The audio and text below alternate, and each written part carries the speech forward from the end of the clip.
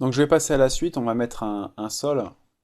Donc pour mettre un sol, j'aimerais passer en mode perspective. Alors on va changer ici le mode de représentation de mes fenêtres, on va passer en type simple. Et là, on va se mettre en perspective. Voilà. Par contre, le type réaliste. Donc pour ajouter un sol à ma pièce, bah, c'est bien simple. Je vais aller sur démarrer. Et puis là, je vais cliquer sur sol. Je coche sur sol. Et puis il suffit de cliquer, vous voyez, sur la ligne donc, de ma pièce. Je clique une fois. Et ben, Picon me place automatiquement ma surface au sol. J'appuie sur échappe, hop, j'ai mon sol. Voilà, donc ça c'est plutôt pratique. On peut faire la même chose, par exemple, avec le plafond. Voilà.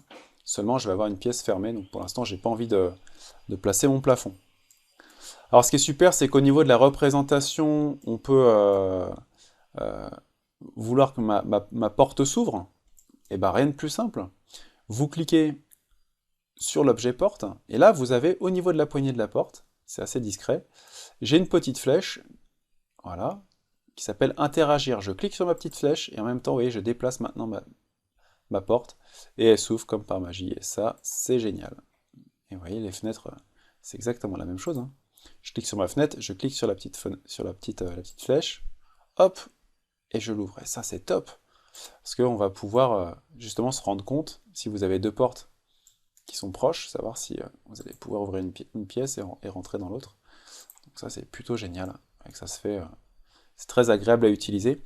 Et encore une fois, ce que je trouve vraiment judicieux et puis très intelligent, c'est que dans ces softs-là, ils pensent vraiment à tout. Parce que c'est orienté conception intérieure. Donc ça s'adresse à des gens qui ont rapidement des murs et des fenêtres à poser, et des portes.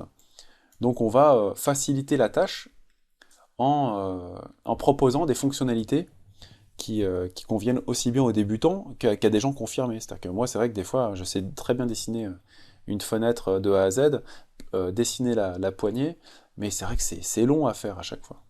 Donc c'est vrai que ça, c'est une très très bonne fonctionnalité.